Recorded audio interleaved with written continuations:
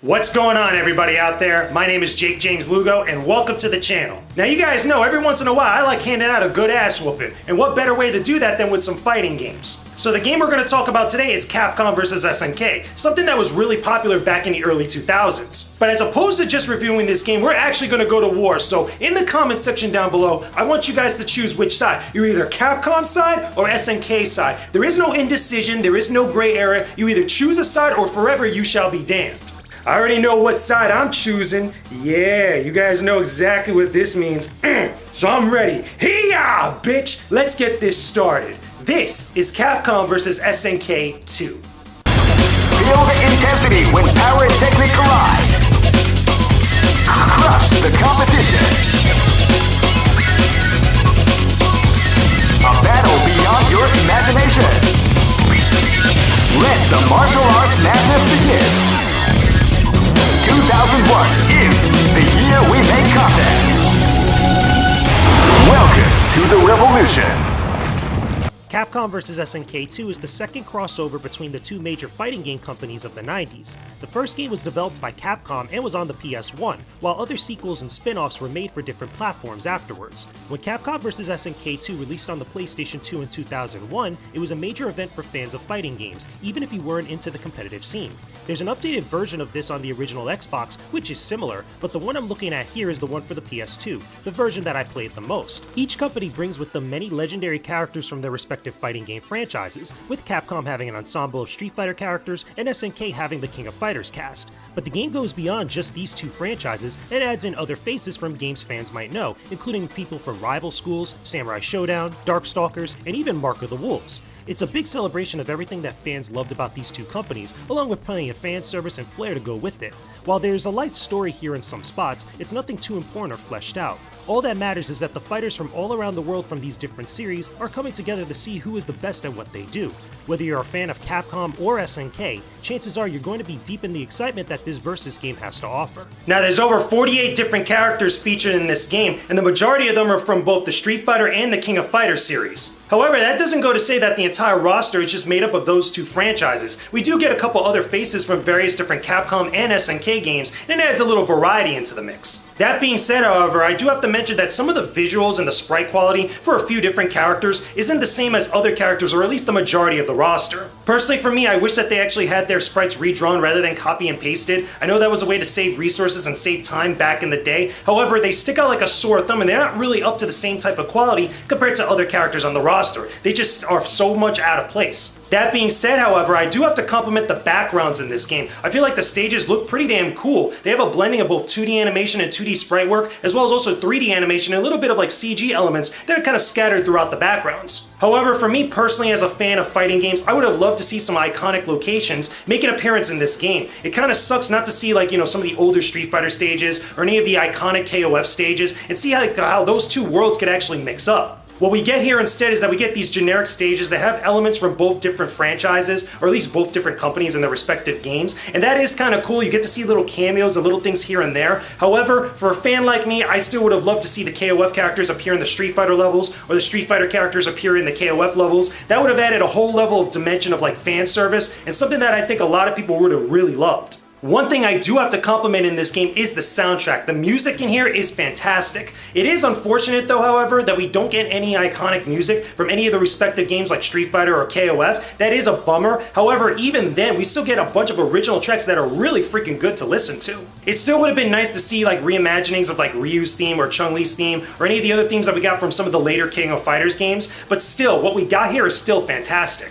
So presentation aside, I mean, looks are only one thing. I mean, the SNK people know all about that. They're only just about looks. What about gameplay? What about substance? What about the actual fighting and stuff? Which is what a fighting game like CVS2 is all about. Luckily for everyone, Capcom vs. SNK 2 tries to replicate a lot of what had been done previously in various Street Fighter and KOF games, though the gimmick here is that you have the groove system, which lets you pick from a variety of styles based on different fighting systems from both Capcom and SNK games. The C, A, and P grooves replicate a lot of what you see in games like Street Fighter 2, Street Fighter Alpha, and Street Fighter 3 Third Strike, giving you access to parries, counters, and even air blocks that you'd find in those games. On the flip side of that, the N, S, and K grooves give you the SNK style of fighting fighting that is based off the King of Fighters, Samurai Showdown, and Art of Fighting games, which lets you run, roll to avoid attacks, and even charge up a super meter. There's a total of 48 characters to choose from and use in any of the game modes. Each character has access to any groove, so you can get a wide variety of styles for the entire cast and have some interesting matches. Imagine Ryu from Street Fighter 2 having the ability to charge up his super moves, or Terry Bogard being able to parry attacks that are thrown at him. The combinations you could play with could get very wild and interesting. Some people might find themselves sticking to one groove over another, which is totally fine since they all have positives and negatives to them. After playing the game's arcade mode, you gain the ability to make custom grooves, which allows you to mix and match some of the abilities from any groove and use them in the versus matches. This is fun for those that really get into the game competitively, but it won't do much for anyone else.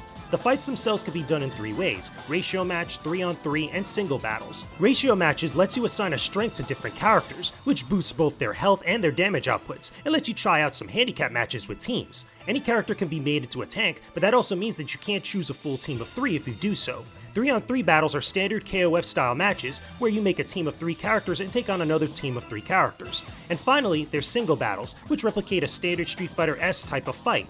All of this is very cool because it caters to both sides of the coin, giving fans of fighting games the best of both worlds. The best part about all of this is that you have so many options available at your disposal, no matter who you choose to play as in the entire roster. No 2 characters are ever truly going to play the same. Even if you go into a mirror matchup, both characters are going to have their own different types of tools to utilize based on the grooves that you chose at the beginning. But even then, with that being said, everybody still gets their due and everybody still gets their signature moves, their fighting styles, and everything that you know and love from their respective games. But they also get a few more tools here and there, not just from the grooves, but even in their own arsenal of moves that makes them a little bit more dynamic than they ever have been before. It's very cool to see different matchups with like different types of like Ryu players, different types of Kyo players, or any other characters from either the Capcom or the SNK side, because I really feel like the groove system really mixes things up. If you have like a Capcom character using an SNK type of groove, it feels totally different than what you did with any of the other Capcom grooves. And vice versa as well, but essentially this is still a 2D fighting game, and if you've been playing any of these franchises for a very long time, you're gonna feel right at home. If you've been playing a lot of Capcom games and you just want to mess with the Street Fighter cast, you're gonna have already so much there for you as a basis to really kind of get involved with all this stuff, and the same thing goes for the SNK side. But of course, we all know which side is better, don't we?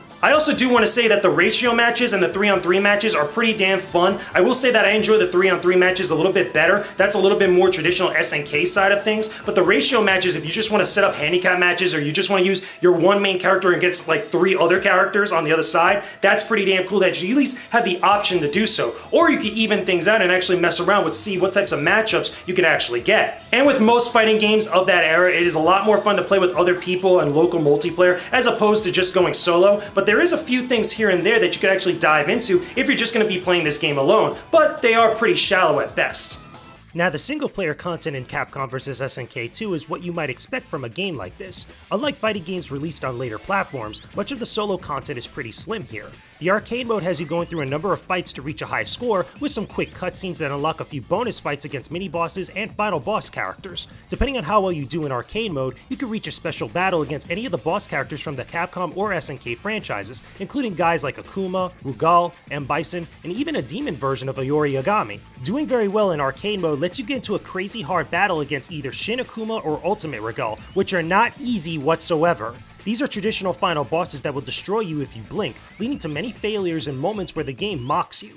If you're bold enough, then you can figure out how to defeat them, but the reward for it is very shallow. Other than that, there is the training mode where you can practice your combos. It's a very helpful mode when you want to get good at the game, but it's not as detailed or in-depth as many other fighting games that came out much later on. Playing Capcom vs. SNK 2 alone can only go so far before you're going to need to gather some friends to duke it out with. There's no online play with the PlayStation 2 version, but the updated Xbox version had compatibility with Xbox Live back in the day. Unfortunately, you won't really have that with the PlayStation 2. During the time when this game came out on the PlayStation 2, online play was really in its infancy. It wasn't really a big thing back then. There was a version of this game released later on for the original Xbox that did have compatibility with Xbox Live. It just wasn't really all that good, and I never really played it all that much. I really just spent a lot more time with the PlayStation 2 version. But that aside, if we just focus on the other content, which is more the single multiplayer content, it is kind of cool to get those little cutscenes scattered throughout some of the different spots of the arcade mode. It is also very cool to have those bonus fights depending on how well you actually do. It's very similar to some of the older Capcom games like Street Fighter. Like if you actually do really well, you're able to fight Akuma at the end. Stuff like that is pretty damn cool, even though they're ridiculously hard in these boss fights. They're absolutely ridiculously hard. You will get your ass kicked